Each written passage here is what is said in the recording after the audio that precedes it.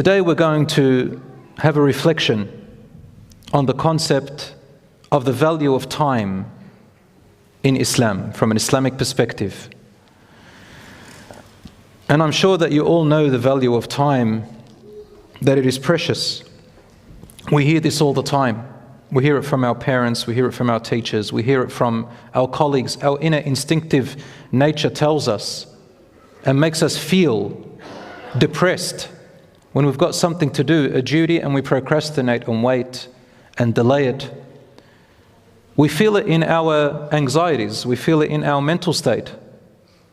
When we delay what is important and mix up our priorities in life, we put some things that are unimportant before the more important things.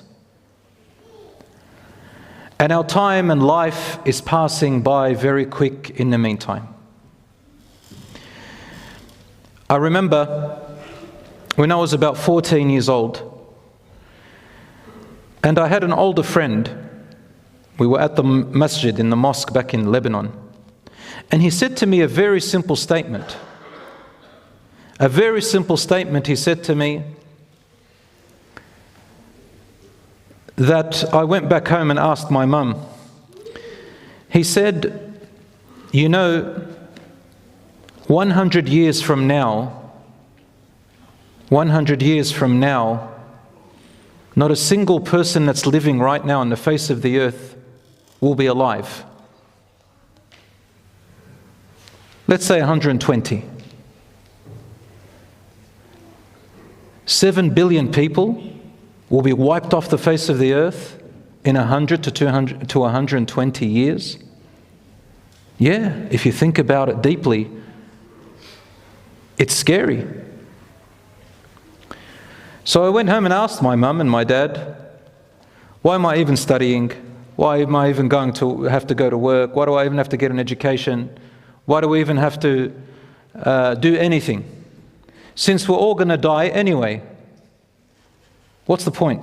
What's the point of getting married? All those questions. Everything in life now seems useless. No purpose. Since we're all going to die and leave it all behind, what's the point? But no. My parents taught me what the Quran says. That Allah subhanahu wa ta'ala did not place us on this earth as a sporting game. That's exactly how it's mentioned in the Quran. As if Allah is just playing games with us. A'udhu billah. You're talking about the magnificent, the one whose knowledge and wisdom is infinite, the one who created you and me to think the way that we're thinking. He has created us in this world for a purpose. And after this world, there is another life. A person who is non-Muslim listening to this will say, this is absurd. But brothers and sisters, honestly inside of you, you feel it. You feel that you're not here for just purposelessness, just for nothing. Allah in the Quran tells us to look around us. He tells us to look at His creation and how it operates. He tells us to look at the sun and the moon, for example, the alternation of the day and the night. And He says, in this are signs for you, if you only ponder and reflect properly. When you look around you, you see that everything in this universe is subjected to you. The sun rises and sets. Why? Just for the earth? For no reason? Because it decided to one day? By accident? No. Allah says in the Quran that He brings the sun to us and keeps it at a distance to bring us and serve us with the nutrients and to serve us so that we may live our life subjected for us. It neither burns us nor leaves us to freeze to death. And from it we live on earth. The moon, Allah says, He subjected it to you. Allah says He subjected the animals to you. The human being is the most powerful thing on earth. No cow or goat or lion or dinosaur or tiger or insect or anything can overpower humanity. Humankind is the strongest being, yet we are not physically the strongest, but Allah has given us a mentality and a mind. Allah subhanahu wa ta'ala says this in the Quran.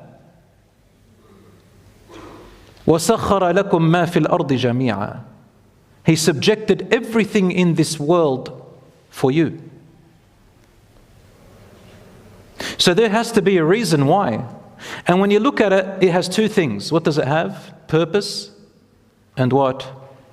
And design. The sun, the moon, the earth, yourself. It has design. It has a design.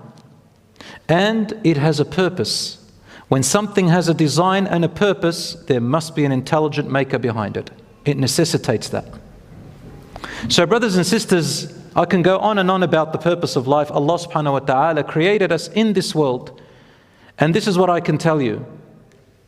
In this world, Allah has given each and every one of us a time limit. Is this right or wrong? You have a time limit. Every single one of us does not know when that time will end. Am I right or wrong? You look at your ID and it says date of birth. Does anyone have an ID right now that says date of death?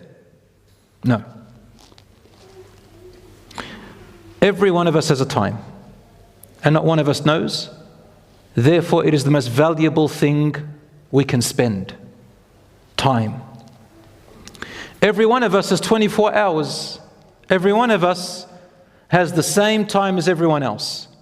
But unfortunately, some people look at time differently. You know the physicist Einstein, he taught us something about what we call time is relative. Meaning it depends on how you look at it. Time differs from one person to another. It's true. If you look at time and don't value it, lots of time will pass by you and you don't care, and it'll pass quickly. There are those who value their time and utilize that time, and they feel it. A little child doesn't care about time, it passes quickly. There are people who look at time as money. Time is money. The majority of people today, when you ask them what is time, they say time is money. Other people say time is my family. Some say time is myself, me, myself and I, that's it. Time is my health. Time is my enjoyment, some people say. Time is my luxury and I just want to enjoy it the way I want to enjoy it. And everybody says we've got one short life to live, so make the most of it. Okay, how do you make the most of it? Let me ask you something, brothers and sisters. All of what I mentioned before is all temporary and meaningless. If you make your time money, then sorry. Even the greatest of philosophers and people of the past, even non-Muslims, have all said, if your time is money, then your life is cheap. Why? What can money do for you? Yes, it can buy you, it can pay for your bills and make you financially free, but it doesn't buy love, it doesn't buy your family, it doesn't buy you time. Can you buy more time in life with money? It doesn't really buy you the happiness, like real happiness, inner happiness. It doesn't give you real purpose. You accumulate it and then leave it behind. You leave it behind. Some people make money their objective in life, so much so that you'll see them for all their life until death, all their purpose is making another goal of how to accumulate more and more and more. In the meantime, they lose their marriage, they lose their children, they lose their relationships, they lose themselves and even their health.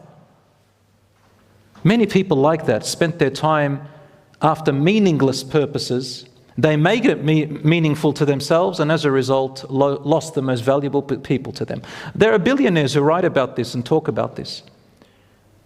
Many of them say we die here on this deathbed alone with none of our children around us. They call us from time to time as if I don't exist, a mother and a father. Where is my spouse? Where is it? Some of them, their wife is no longer with them or their husband. Some of them, their parents are not with them. Their children, they've lost them because of pursuit of money. And then they leave it behind, and who takes it? Everyone else takes it. And they fight over it. And you and I go into our grave with a piece of cloth and we decay. Subhanallah. Now in Islam, it doesn't say you don't pursue money. You should pursue your livelihood. But brothers and sisters, we need to prioritize what we do with our time, and we need to understand the purpose of why we're here and where we're going, number one.